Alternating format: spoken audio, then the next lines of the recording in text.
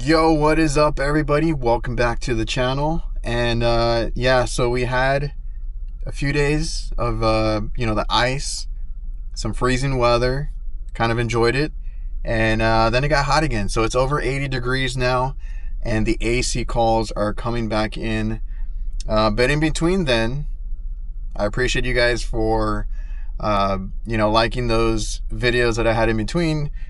The work videos, because I've done only maintenance. I've done only like small refrigeration repairs, which sometimes are boring, loose wire, something dumb, or just, condemning a unit.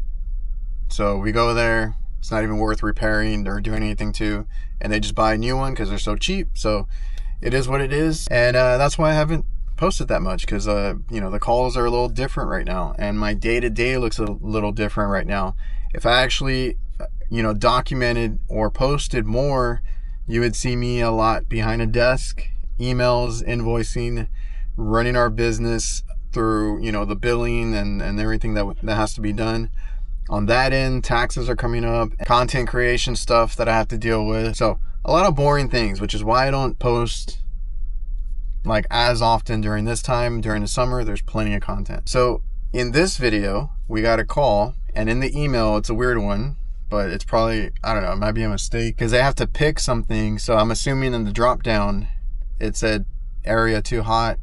That's like one of their choices, but in the notes they actually put area too cold. So which one is it? We'll see right now. So this one is doing what it can. It's the one next to where they're complaining about.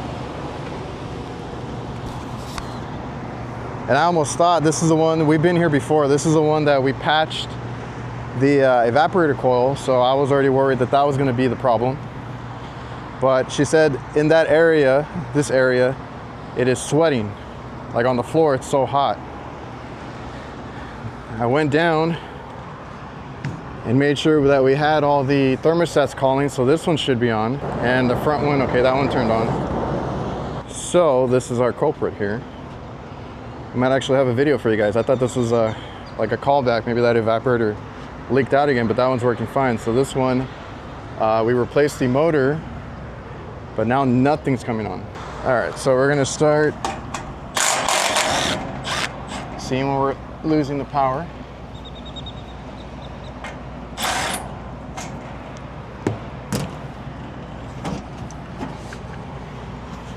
Okay.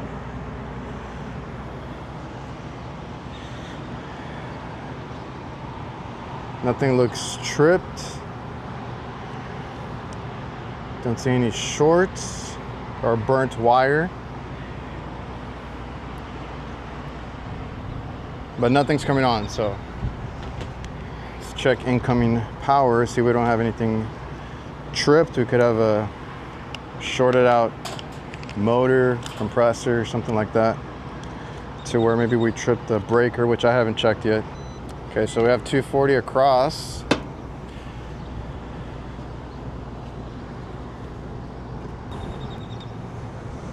So our incoming is fine, but if I check, so I don't want to burn a wire.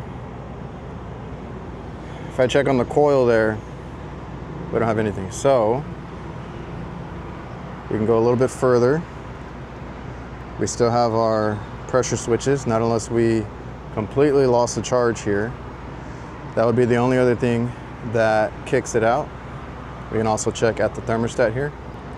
That contactor looks a little extra crispy, so we'll give them a new contactor. All right, so if we check directly, in the easiest way, which is not so easy, but scratch some of the copper here to get a ground. So we got our ground there. So we get our 27 volts at the thermostat there. Next is the pressure switch here. This is going to be the most common, unless it went off on high head pressure, but if you can check it.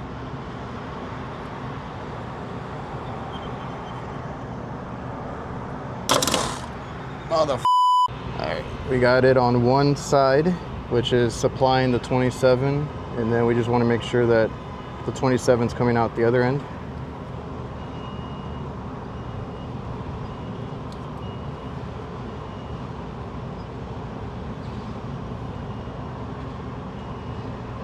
So we have it there and we're not getting anything. So that is our low pressure switch. I need to now hook up gauges,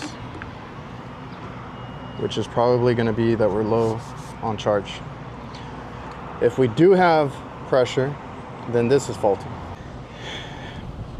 So I don't always follow my own rules, right? Like you gotta oversee everything. So I went here, I was like, where are we losing pressure, whatever, voltage. I opened this panel up so I can see one thing that happened.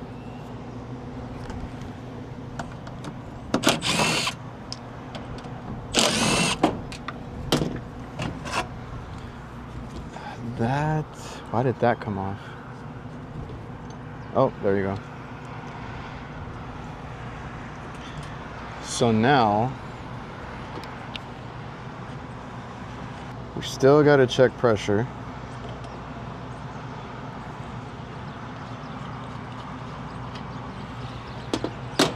And verify that. Well, I can tell you that man, can kind of tell you there that I don't think we're low on pressure. So we have 215 psi. That low pressure has not reset. I mean, it's good because that was going to keep tripping it, but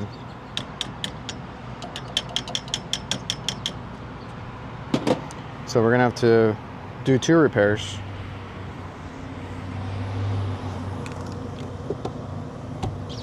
So we need A26 belts. Got my little shelf or belts hanging here. Son of a gun, we do have some.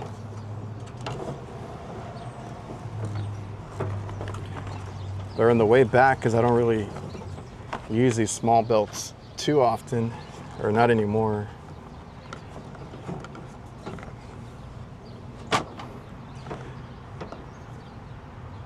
And I had an A27 as well if I needed it, if I needed to adjust it, but I'd rather not. We have an A26.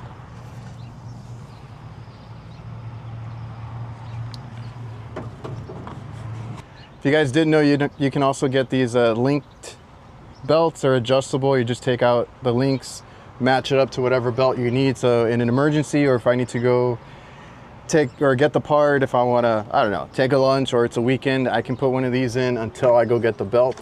And that's always my go-to right there. That linked belt has been a lifesaver. So we're going to toss these out. All right, and then in order to fix that pressure switch,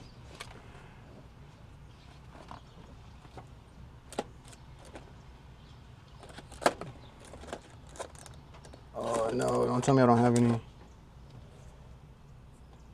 High.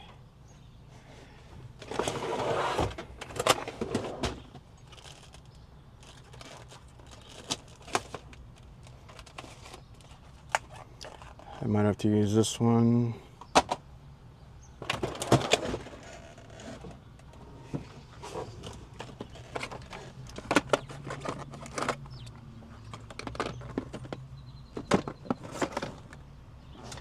Dang it.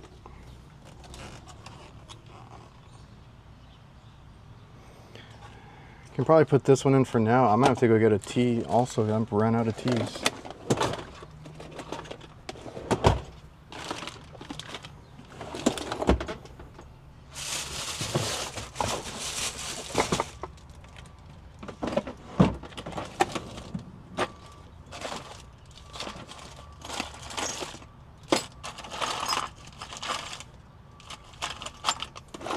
All right, so actually we're gonna bypass it for now, I'm pretty sure.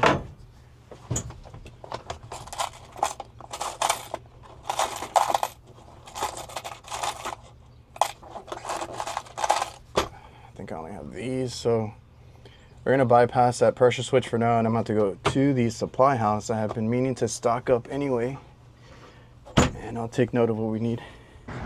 All right, so the old one didn't look worn out, but if I just even try to line it up, like, that's not going on there.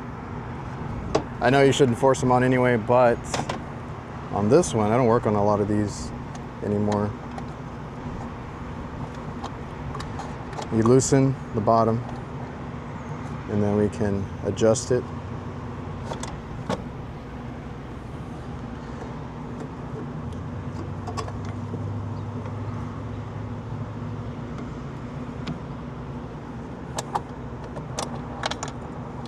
don't know why the hell this is in here.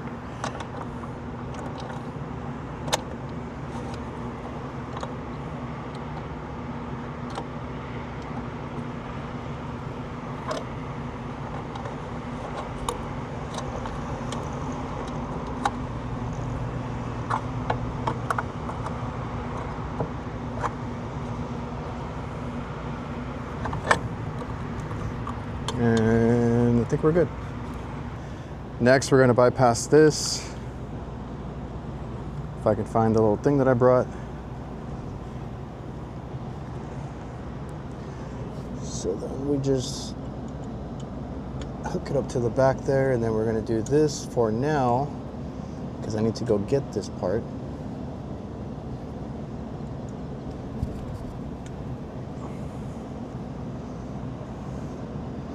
Instead of cutting wires and wire nutting it, we're gonna do that. I'm gonna get a T that we can put here and a pressure switch. We're gonna have to fit it here somehow. Kind of like this one, where this one went out, put this one in. We're gonna have to do that for this faulty one, unless there's no reason for me to recover everything just for this little part. Personally, that's just how I feel. Because it doesn't have a leak, doesn't have any other major repairs that we need to do at the moment. So we can just remove or disconnect this, put it over here, give us 2 ports so we can put in a swivel one, which I'm gonna get the right one. This is what I use for walk-in, so it's a little bit lower. As you can see, I don't know if you can or not, but it says open at 25 and close at 41. So this one's a little bit higher. These work on lower pressures. This goes down to like 10 PSI. So I'm just gonna go get that because I need the T anyway. So we're gonna go get those 2. But for now, let's get them some cooling. They said it was real humid. All the floors were wet. All right, so now you can hear it turn on.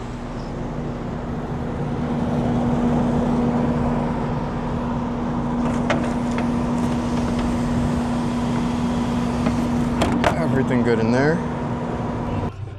All right, so I just told the customer that we will be right back. I need to go get those parts that I told you guys.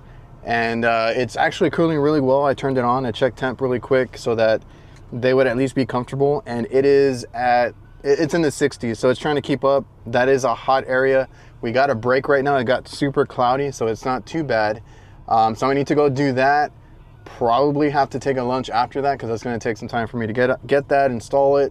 I'll show you guys all that, and then I got a couple of other refrigeration calls to get to, so we'll see if we get to those today. One of them was a leak check, so we'll see. So it's working fine. We're just gonna get that pressure switch in there.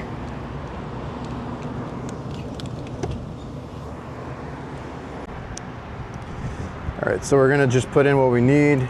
I need T fittings, I need some connectors.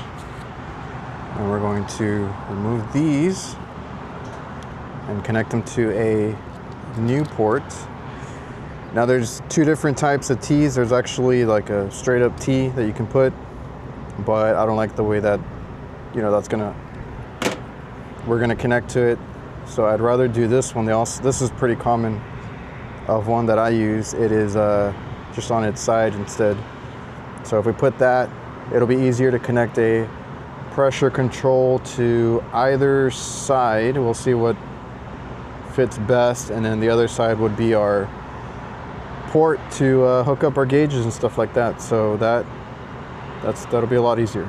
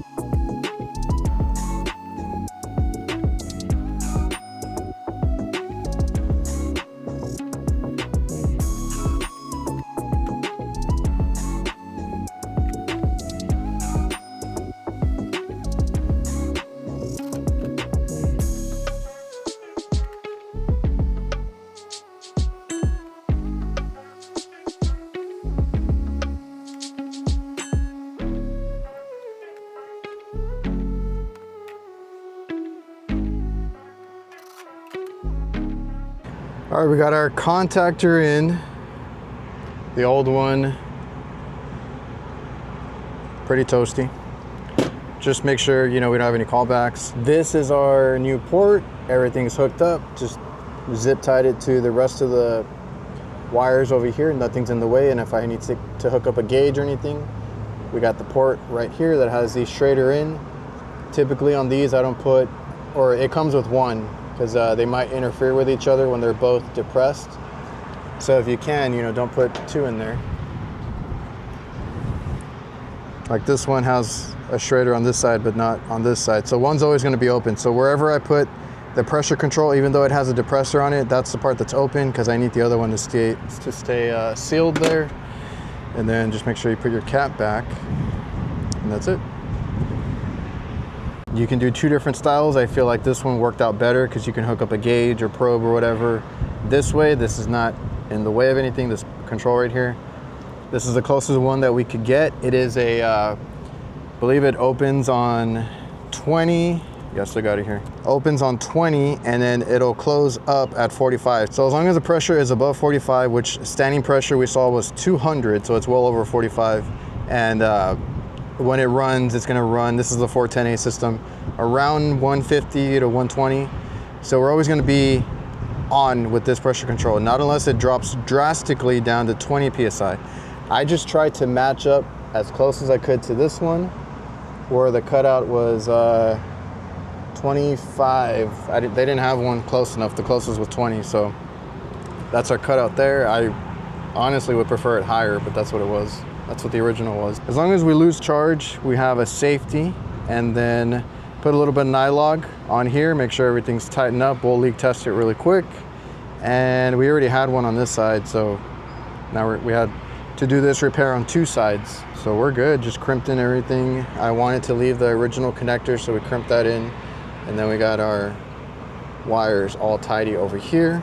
Now that compressor don't sound too good starting up, but it is cooling and everything turned on. We got the safeties on there.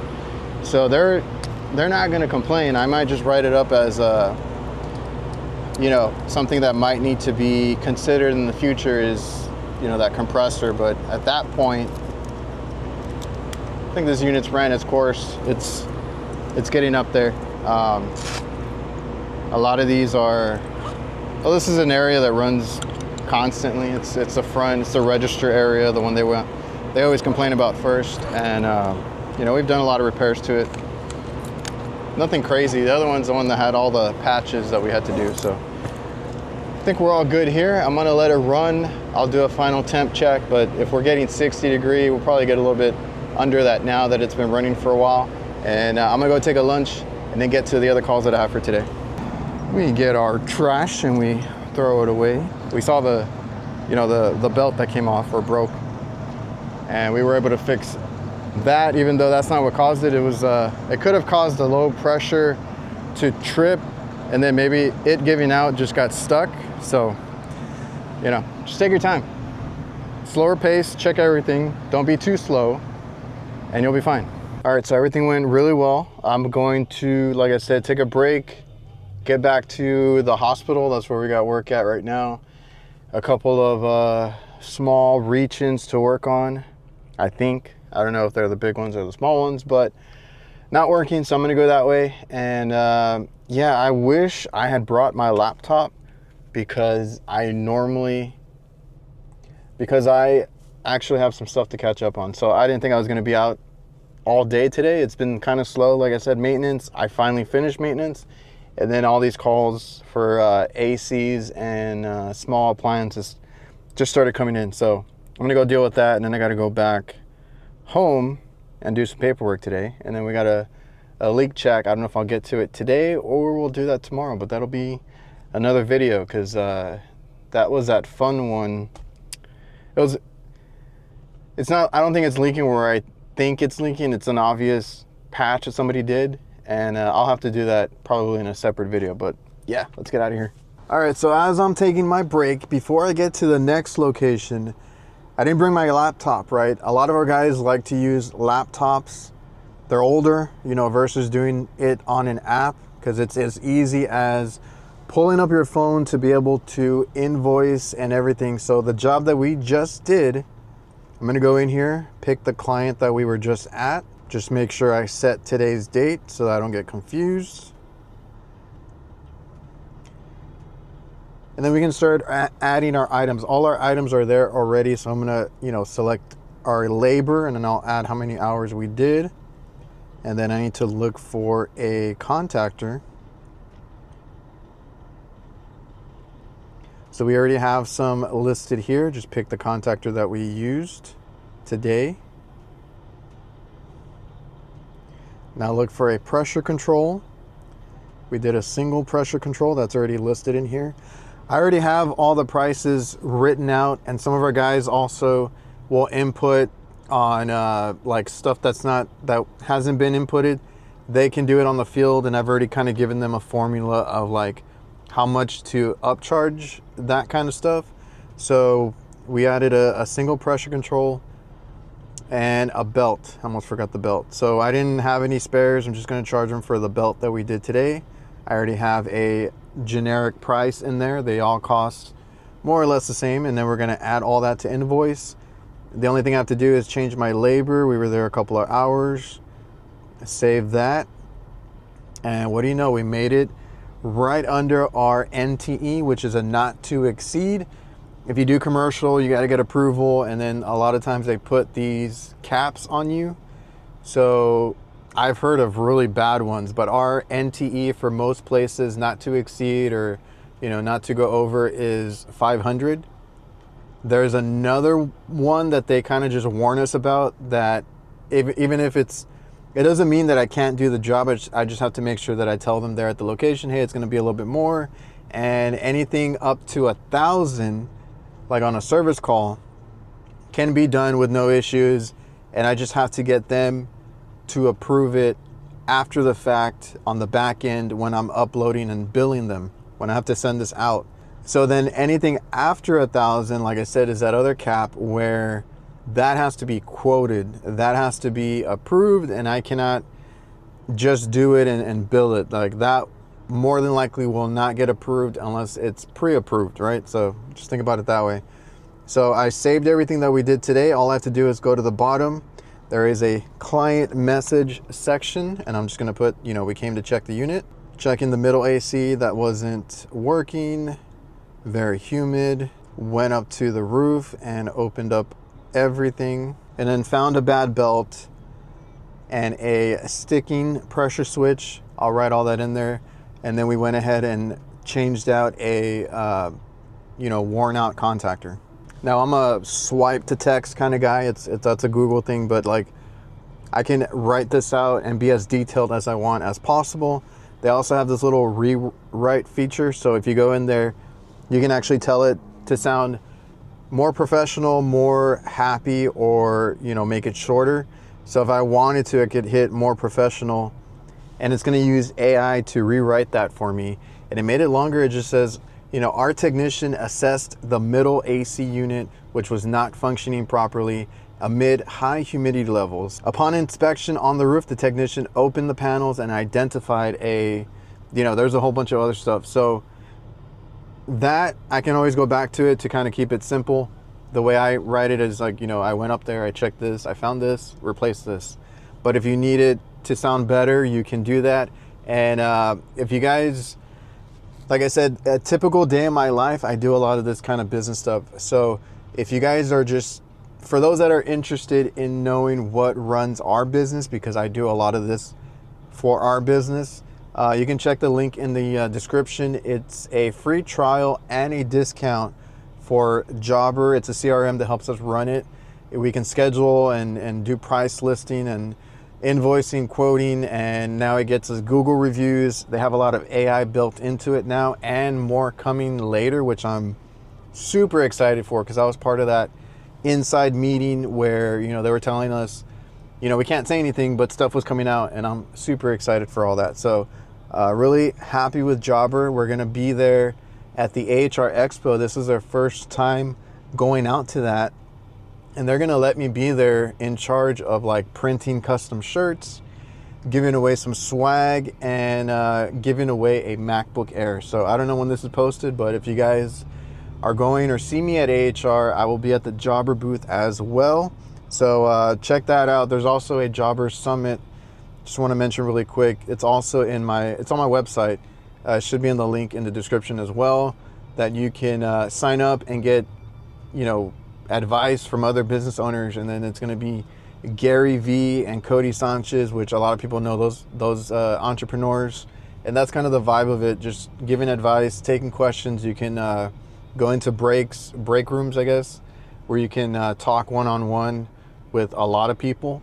And I was a guest speaker last year. It was really cool experience. And you know, it's a free online event, so go check that out as well. We are now that when I send this out, we're gonna go out to the next location. So I didn't have my laptop, but I got my invoicing done. Check out Jobber, check out the Jobber Summit if you guys are interested in getting some advice on running a business. Check me out at the AHR Expo. Support the podcast channel. I'll leave that down below. You know where to find that. I'm going to be podcasting all over AHR, taking full advantage, and hopefully gets a lot of content up on that channel. So make sure you do that. Go check out the business videos that I have. There is a playlist for that if you are interested in that kind of content. And also, I'll just leave the latest video. I got a bunch of tool and Vito videos that I'm editing right now, so hopefully those are up.